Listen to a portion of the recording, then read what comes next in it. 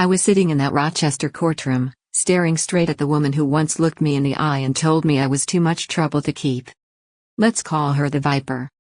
The Viper stood up, smoothed her expensive blazer, and pointed at me like I was something on the bottom of her shoe. You don't deserve a single penny, she hissed. You're just the kid we threw out. What right do you have? Her words hit like a slap, but I didn't flinch. On her left was my father, stiff and silent, his mouth a straight line, eyes like stone. On her right, my half-brother lounged with that smug little half-smile he'd perfected since childhood, like this was all some big joke he was winning. The judge watched. The lawyers watched. The room waited for me to crumble, like I had when I was 9, when they left me on my grandmother's porch with a backpack and drove away. But I didn't crumble. I slid a sealed envelope across the table to my lawyer, my ally, Ellen. She gave me the tiniest nod, took it like it was a loaded weapon, and handed it to the judge. The judge broke the wax seal, unfolded the paper, and began to read my grandmother's words out loud, words written long before she died. The air went razor-sharp and silent. My stepmother's confidence slipped. My father shifted in his seat. My brother's smirk twitched. And then the judge got to the last line. You could feel it land. Gasps. A couple of people actually whispered wow. The Viper's face went dead white. And I, just for a second, let myself smile. They had told the whole world I manipulated a confused old woman into giving me everything. But that letter? That letter was my grandmother reaching out from the grave, saying, not today. Before I tell you exactly what she wrote in that letter and how it completely destroyed them, do me a quick favor. If you like stories about standing your ground, calling out liars, and watching karma do her thing, hit subscribe and ring the bell so you don't miss the rest of this story. Okay. So it all started a long time before that courtroom. I'm Elaine, by the way. Elaine Pierce. I'm 32 now, an investigative journalist in Rochester, New York. I make a living digging into other people's dirty secrets. But my first big story was my own family. I remember the day it started like it's burned into my skin. It was 2002. I was 9. I was in the backseat of my dad's old car, my backpack on my lap, my forehead pressed to the cold window. We turned onto this quiet street I didn't recognize, the kind with tall old trees and houses that looked like they had stories. I only had one question on my mind. Why was I holding all my stuff? My father kept his eyes on the road.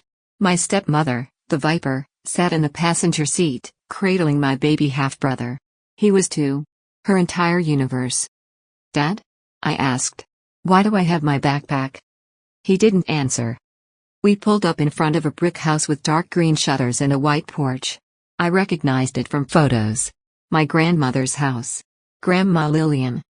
He parked. My stomach dropped. Okay, he said finally, like he was about to give directions to the grocery store. Grab your bag. I clutched it tighter. Why? The Viper didn't look back at me. We talked about this, she said, even though we absolutely had not. Things are tight right now. You'll stay with your grandmother for a while. For a while sounded like a long time, but I didn't understand how long. So like, a sleepover? I tried. My father's jaw clenched. Just get your things, Elaine. He opened my door, took my backpack from my hands, and set it on the sidewalk. I climbed out after it, my sneakers scuffing the curb. He knocked on the door once, sharp, quick, and then turned back to the car. I remember the exact moment I knew. Dad? I said. Aren't you coming in? He wouldn't look at me. The Viper strapped my brother into his little car seat, kissing his forehead like I didn't even exist. We can't keep you anymore, my father said. It's too much. You'll be better off here. Better off. Like I was a problem they were dropping off at customer service. The Viper finally looked at me, but only for a second. Her expression was flat. Don't make this harder than it has to be, she said. We need to think about what's best for our family. And just like that, I understood. I wasn't part of our family. I was the kid from his past. The wrong version. The extra. The door opened behind me and my grandmother appeared, small, fierce, gray hair pinned back, eyes sharp as ever. Lillian, my father said, like this was a normal Saturday. She's having trouble at home. We think it's best if she stays here. Grandma Lillian looked at me. Really looked. My backpack. My face. Their car. The Viper was already turning away, adjusting my brother's hat, murmuring baby talk. My father said something about space and stress and too much and money, but all I heard was the car door slam. Then the engine. Then the sound of them driving away. Not we'll call. Not we'll visit. Not we'll pick you up. Just gone. I stood there frozen, backpack straps cutting into my shoulders. Grandma didn't ask what happened. She didn't demand a reason. She just opened her arms. Come in, sweetheart, she said. You're home now. That first night in her kitchen is one of the clearest memories of my life. The air smelled like butter and sugar and something warm I hadn't felt in a long time. I sat at her table while she pulled flour out of a cabinet, humming some tune from decades before I was born. You like cookies? She asked. I nodded. I didn't trust my voice yet. Good, she said. We're going to make our own recipe. She poured flour into a bowl, then slid it toward me. Your hands, she said. Use them. Don't be scared to get messy. I dug my fingers into the mixture, feeling it cling and crumble, trying to mimic her slow, sure movements. Knead it like this, she said, covering my hands with hers. Press, fold, turn. Takes time. But it comes together if you keep going. I didn't know she was teaching me more than baking. Every Sunday became cookie day. Butter cookies, almond, chocolate chip. We experimented with shapes and flavors, but the ritual stayed the same, mixing, kneading, waiting. And this one? She'd say sometimes, handing me an extra cookie as she packed my lunch on Monday mornings. This one's for courage. Eat it if anyone at school gives you trouble. We spent evenings in her rose garden, our breath fogging the cool Rochester air. Roses look delicate, she said, handing me pruning shears when I was 11. But they're tougher than people think. You can cut them back and they'll come back stronger. She guided my hands, just like she had with the dough. Gentle, she said. But firm. You don't let them grow wild everywhere, or they'll choke themselves.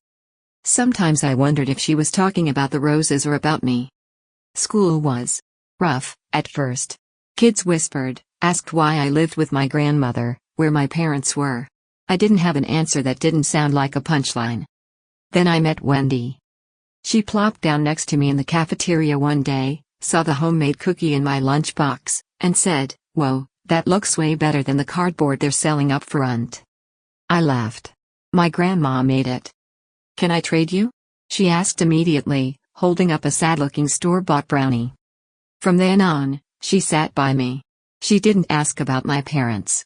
She asked about my favorite books, what music I liked, what I wanted to be when I grew up. I think I want to write, I told her one afternoon. Like, tell stories. Or maybe be a reporter. She leaned back, grinning. Oh, you'd be terrifying, she said. You see everything. Grandma Lillian heard that and smiled. Later that night, she pulled out a stack of old newspapers, pointed to the bylines. Reporters are just grown-up kids who never stop asking, why? She said. You're good at that. The Tates, yeah, that's what I call them, the trio of my father, the Viper, and my half-brother. They didn't call. Not for birthdays. Not for holidays. Not for anything. Sometimes I'd ask Grandma, do they ever ask about me? She'd pause just long enough for me to know the answer, then say, you're here. They're missing out. So I stopped asking. Fast forward. I grew up. I made it to college on scholarships, part-time jobs, and a ridiculous amount of coffee. I became a journalist. Not the glamorous kind, not at first. I started with unpaid internships, then the obituaries desk, then little human interest stories in the local Rochester paper. But I worked my way up to investigations. By the time I hit 30, I'd helped expose a city contract scam, a charity that was funneling donations into a CEO's second home, and a landlord who'd been illegally evicting low-income tenants. People started calling me ruthless in the comments. Grandma called me her tiger. She got older, but she didn't get smaller. She still made cookies with me when I visited. We still cut back the roses together, even when her hands shook. Then came the hospital visits. The specialist appointments. The quiet conversations in her living room where she'd reach for my hand and say, I'm not afraid to go, you know. I just worry about you. You don't have to, I'd say every time. I'm okay. You already did the hard part. She'd smile, but I knew it still weighed on her. One afternoon, about a year before she passed, I came over after work and there was a man sitting at her kitchen table with a briefcase. "This is Mr. Klein," she said. "My lawyer." He shook my hand, polite and distant. "Nice to finally meet you in person, Elaine. I've heard a lot about you." I didn't know what they were talking about, and honestly, I didn't pay attention. Wills, estates, those sounded like problems for people with yachts and art collections, not my grandmother who reused plastic grocery bags. But a couple months later, after a rough patch with her health, she called me over again. When I arrived, she was in her favorite armchair, a small sealed envelope on her lap. It had red wax on it and my name written in her careful, old-fashioned script. "This," she said, holding it out, "is for when people get greedy." I blinked. "What is it?" "My words," she said simply. "What I want. What I know. You don't open it unless someone tries to take what I've left you. You understand?" "Grandma, I don't." "Elaine." Her voice was suddenly sharp, the way it got sometimes when I tried to argue about her using a cane or letting me shovel the snow. "You understand?" I swallowed. "Yes."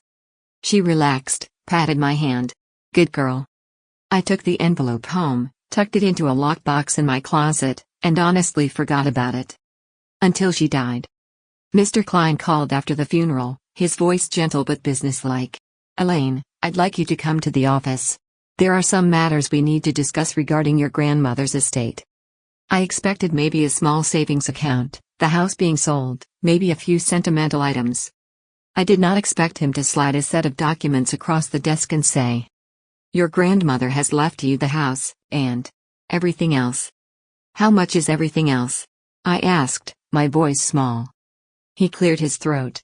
"After taxes and fees, approximately $1.2 million. My brain short-circuited.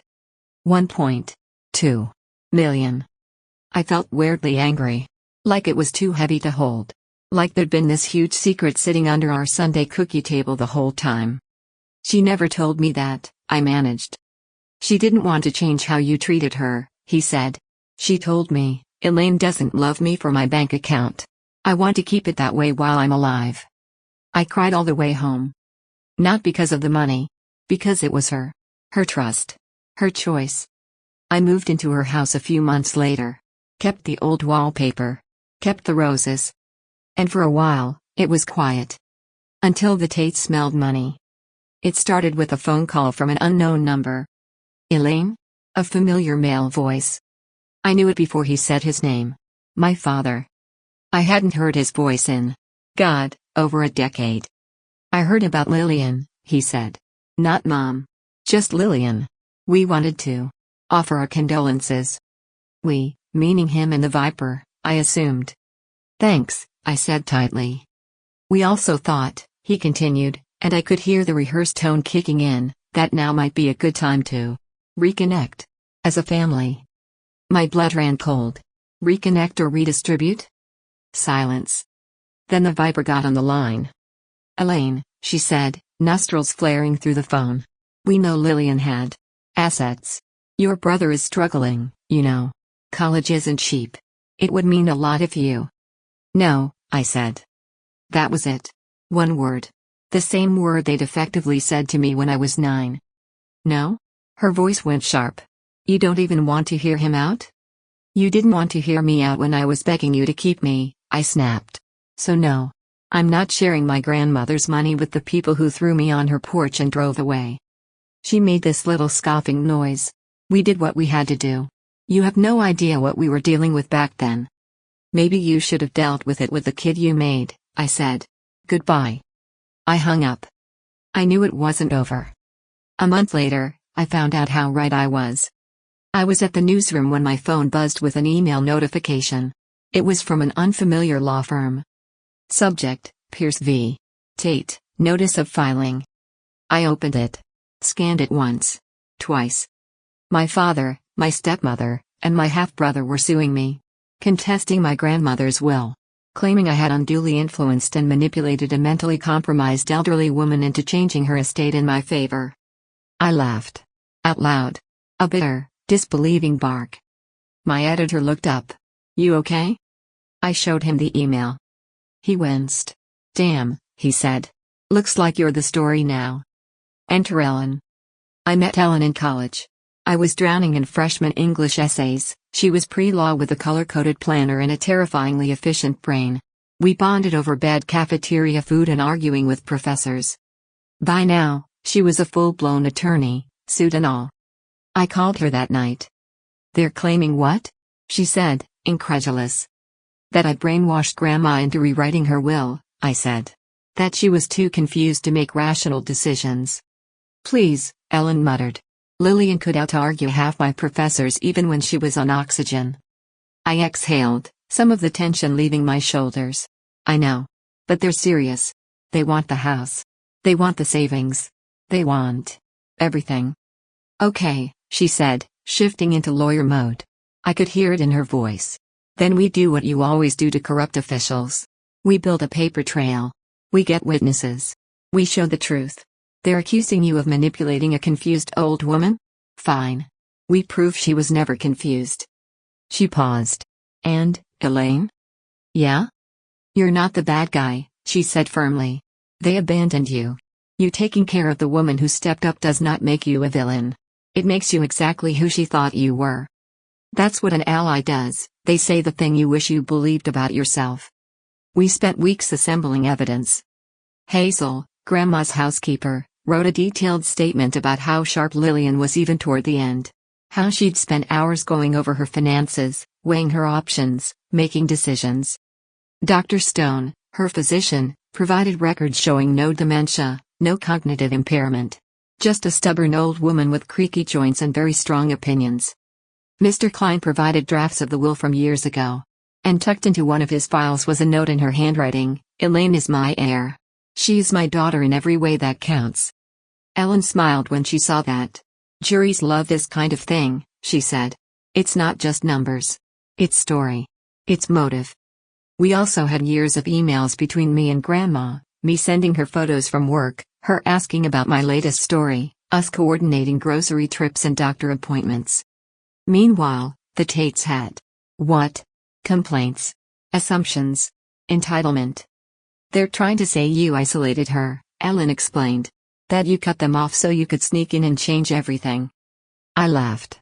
Isolate her from who? People who didn't even bother to send a Christmas card? Exactly, Ellen said. We are going to enjoy dismantling this. Oh, and that sealed envelope? I'd almost forgotten about it. A week before the trial, I dug it out of the lockbox in my closet. The red wax seal was still unbroken. I called Ellen. Remember that envelope I told you about? The one from Lillian? She said. The for when people get greedy letter? Yeah, I said. I think it's time. We didn't open it. Not yet. We brought it, sealed, to court. The first day of the trial felt like walking into a movie I didn't want to be in. The courtroom was old and echoey, with creaky wooden pews and tall windows that made everything feel too bright. Reporters were there, not for me, exactly, but for the spectacle. Local journalist accused of manipulating grandmother's will. Easy headline. On the other side of the room sat the Tates. My father straightened his tie, his face carefully blank. The Viper stared at me with open contempt. My half-brother lounged back, scrolling his phone until his lawyer elbowed him. I felt 9 again for a second. Abandoned. Small. Then I felt Grandma's hand on mine in my memory. You're tougher than you know, Elaine. I sat up straighter. The Tates lawyer went first, painting this picture of me as some cold, calculating, emotionally distant woman who swooped in and took advantage of a sweet, confused old lady. He kept calling me Miss Pierce like it was an accusation. He called my grandmother Lillian like she was a stranger to him, which, to be fair, she was. Then the Viper took the stand. She was always lonely, the Viper said, putting on a sad little frown. We wanted to be closer, but Elaine made it impossible. She controlled access. She told us not to come. And Lillian. She wasn't herself anymore. She would forget things. Misplace things. We were worried. I had to bite the inside of my cheek to keep from laughing. This woman had barely set foot in that house in 20 years. The judge asked, Mrs. Tate, can you provide any record of visits? Phone logs? Cards? The Viper's eyes flickered. "We're not big on technology," she said lamely. "And I'm old-fashioned. I prefer calls to texts." The judge raised an eyebrow. "And yet you cannot provide records of these calls." "I didn't think I'd have to prove I loved my own mother-in-law," the Viper shot back. I could feel the room shifting already. Then it was our turn. Ellen called Hazel first. Hazel had worked for my grandmother for decades, coming by 3 times a week to clean, cook, and, honestly, just talk. She walked up to the stand in her plain skirt and sensible shoes, but there was a quiet steel in her spine. "Hazel," Ellen said, "how long did you know Lillian?" 42 years, Hazel replied. "And how would you describe her mental state in the last 5 years of her life?" "Sharp as a tack," Hazel said immediately. "She forgot where she put her glasses sometimes. But she never forgot who she loved." Ellen smiled. "Did you ever see evidence that she was confused about her finances?" Hazel actually laughed. "Lillian had every bill, every statement in a folder," she said. "Color-coded. She'd sit at that table with her tea and go through it line by line. If the bank made a $2 mistake, they heard about it." "Did she ever discuss her will with you?" "Yes," Hazel said. "She told me she was leaving everything to Elaine. She said, 'That girl is my heart. She's the only one who showed up when the others forgot I existed.'" The Tates shifted uncomfortably. Ellen nodded. "Thank you, Hazel." Next came Dr. Stone. He walked to the stand with a tablet full of records and the calm certainty of someone who's seen too many people lie about medical conditions. "Dr. Stone," Ellen said, "were you Lillian's physician in the final years of her life?"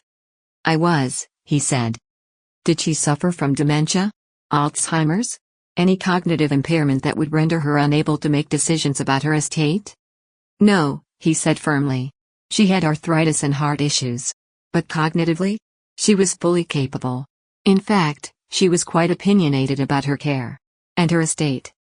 "Did she ever mention her granddaughter Elaine?" Ellen asked. "Frequently," he said.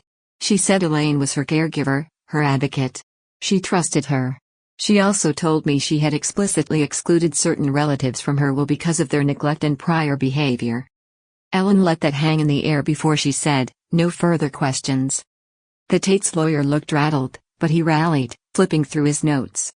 "We'd like to call Jason Reed," he said. "My cousin. I hadn't seen him in years. We'd grown up kind of parallel, birthdays together when we were kids, then everyone drifted. He looked older now, tired around the eyes, but when he glanced at me, there was something almost apologetic in his expression."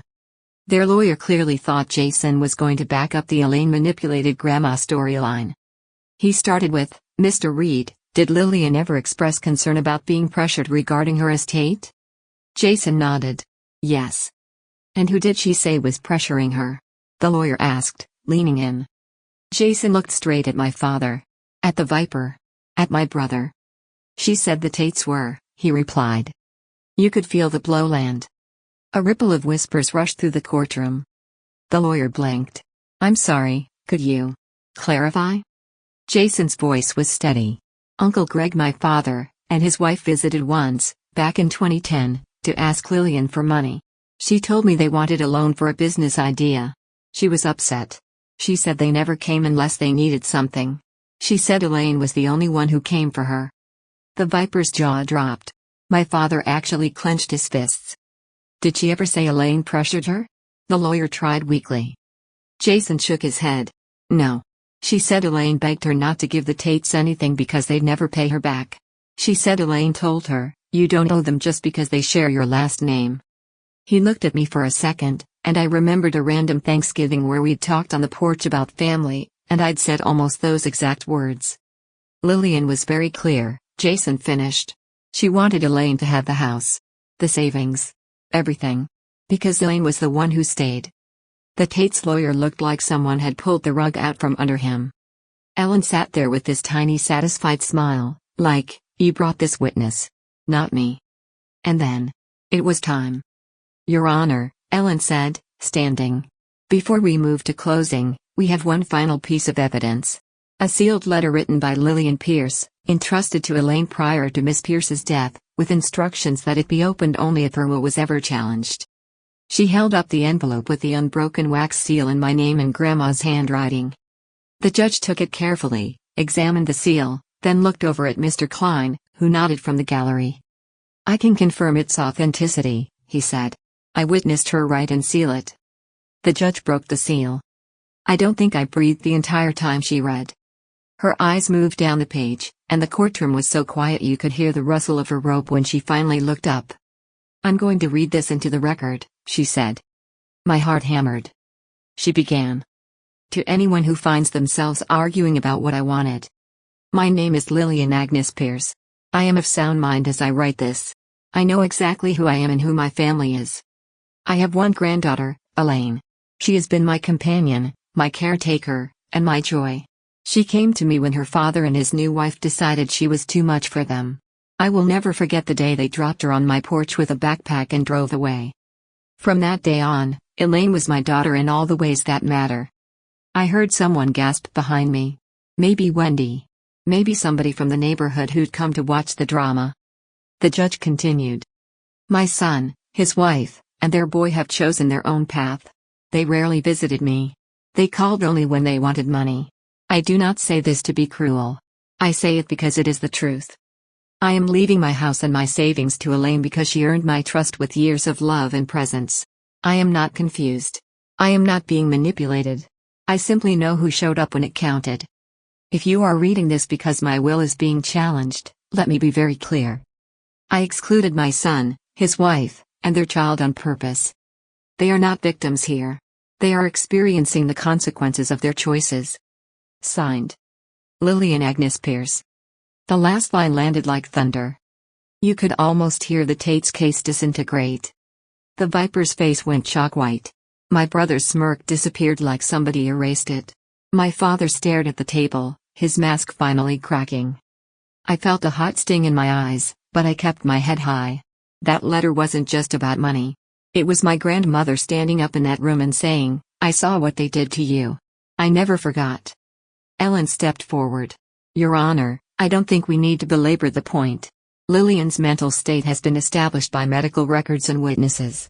Her intent is clear. This letter, in her own words, confirms everything we've shown." The judge nodded slowly, then turned to the Tate's lawyer. "Counselor," she said, "do you have anything that contradicts the decedent's explicit written statement?"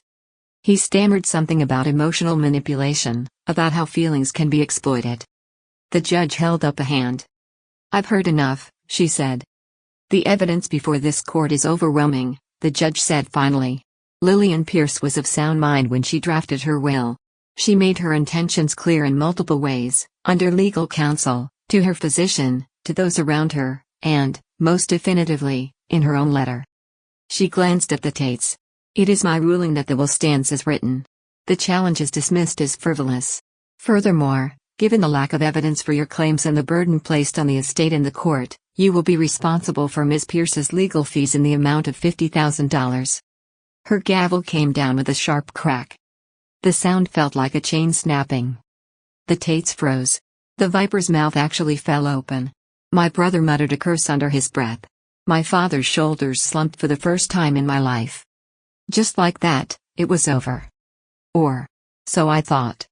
Here's the thing about people like the Tates, they don't just take a loss and go home. They get petty. They go online. Within a week, my stepmother had turned her Facebook page into a full-time smear operation. "Beware of Elaine Pierce," one post said, along with an old photo of me from high school she must have dug out of somewhere. "She manipulated an old woman into cutting her own family out of the will. Greed will haunt you, Elaine." She made a big dramatic post about being a loving stepmother who had taken in someone else's child and was heartbroken to see how ungrateful I'd turned out. My half-brother wrote these pseudo-journalistic rants on public forums, accusing me of emotionally abusing my grandmother, of isolating her, of turning her against her real family. My father shared every single post like it was gospel. My phone buzzed non-stop with notifications from people sending me screenshots. I'd love to say I didn't care. But I did. Seeing your own family call you a monster in public, where strangers can pile on, is heavy. I remember sitting in my kitchen, her kitchen, scrolling through comments. Some people believed them, or at least pretended to. Wow, If this is true, that's sick, one person wrote. Money changes people, another said. I could feel my chest tightening, old wounds opening. 9-year-old me wanted to crawl under the table and apologize for existing. Then I got a text from Wendy. Wendy, check Facebook. Wendy, and maybe grab some popcorn. I opened it, bracing for more destruction. What I saw instead made me tear up on the spot. Wendy had posted a photo from when we were 13, me in Grandma's kitchen, flour up to my elbows, Grandma in the background laughing. Her caption. This is the Elaine I know. The girl who spent every weekend with her grandmother, baking and gardening and reading to her when she got frail. The Tates didn't show up until there was money. Don't let greedy people rewrite history because they lost in court. Underneath, neighbors chimed in. The woman who ran the corner store wrote, saw Elaine walking Lillian home from here for years. Never once saw that loving family she's talking about. The guy from the hardware shop commented, sold Lillian roses and gardening tools for 2 decades. Elaine carried them to the car. Where were you, Mom? Another post started circulating. Imagine abandoning a kid, then getting mad when the grandma who raised her leaves her everything. Ellen called me. You good? She asked. I want to throw my phone in the river, I admitted. But the tide is turning. Of course it is, she said. You have receipts. They have vibes. She was right. The more the Tates posted, the more defensive they sounded, the more petty their attacks became. And the more the community, people who actually knew me and my grandmother, spoke up. The narrative flipped. They weren't the poor, loving family robbed by a scheming granddaughter. They were the selfish ones who abandoned a 9-year-old and then tried to cash in on the woman who did the job they didn't want. Let me ask you something, and be honest with yourself here. If your family abandoned you as a kid, and the one person who raised you left you everything, would you share it with the people who walked away? Or would you honor the person who actually showed up for you? Tell me in the comments what you would do. I'm really curious how many of you would feel obligated and how many of you would say, nope. You made your bed. After the dust settled, people asked me why I didn't just be the bigger person and give the Tates something. The answer is, because my grandmother already did the big person thing. She took in a kid that wasn't her responsibility. She shared her home, her food, her time, her retirement, her energy. For years. The Tates chose themselves. Over and over and over. They chose not to call on my birthdays. They chose not to come to graduations. They chose not to sit next to Lillian in the hospital. They chose not to show up when we were knee-deep in snow and I was out shoveling her walkway. Why should I undo her choice just to make them feel better? I didn't go on some revenge spree. I didn't drag them online. I didn't respond to their posts. I blocked them. I kept the house. I kept the savings. I fixed up the roof like she'd always talked about. I replanted some of the roses that had died. I kept going to work. I wrote stories about other people's corruption, other people's greed. And every time, I felt this quiet satisfaction that I had survived my own. One day, I got an email from a young woman who'd read an article about the case in the local paper.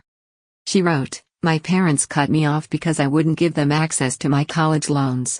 I thought I was a terrible daughter. Reading about you makes me feel less alone. I met her for coffee.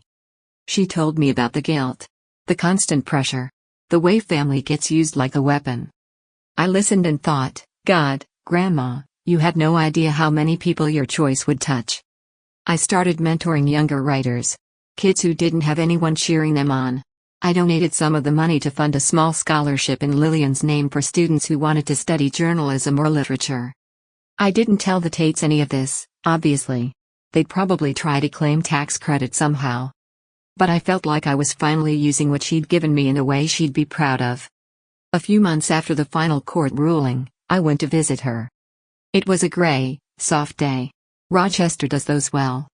I cut a bouquet of roses from the garden, her garden, and drove to the cemetery. Her headstone was simple. Just her name, the dates, and a little carved rose. I knelt, placed the flowers down, and sat there for a while in silence.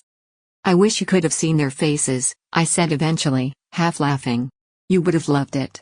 The letter was perfect. I swallowed hard. You didn't have to do all that, you know. Any of it. Taking me in. Leaving me the house. The money. You didn't owe me anything. The wind rustled the trees overhead. But you chose me, I said. And I'm finally choosing myself, too. I told her about the scholarship. About the girl I'd had coffee with. About the kids I was mentoring at the paper. I'm trying to do what you did, I said. Take the hurt and turn it into something good. I sat there until the cold soaked through my jeans and my fingers went numb, then I stood up, brushed the dirt from my knees, and said goodbye. As I walked back to the car, I felt lighter. Not because I won an inheritance, but because I'd finally set down the idea that I owed my family something just because we shared blood. If you've listened this far, here's what I want you to take from my story, whether you've been through something like this or not. Family is not just DNA. Family is the person who opens the door when everyone else drives away. Family is the one who sits at the table with you and teaches you how to turn flour and butter into cookies when your whole world is falling apart. Family is the one who remembers your birthday, who takes you to the doctor, who plants roses with you and lets you cut them even when you're clumsy and scared.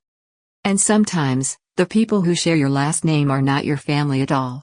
They're just people who had the chance to love you and chose not to. Here's what I learned. You are allowed to say no. No to giving away what was intentionally left to you. No to rewriting history to make selfish people feel better. You are allowed to enforce boundaries. Blocking them is not immature. It's survival.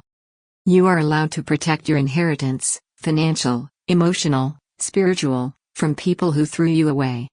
You don't have to prove you're a good person by sacrificing yourself to people who have never chosen you. The real karmic justice wasn't just the judge slamming that gavel or the $50,000 in legal fees. It was my stepmother, my father, and my brother having to face a community that finally saw them for who they were. It was them realizing there's no amount of online posts that can erase decades of absence. They lost more than money. They lost any claim to me, to my life, to my future.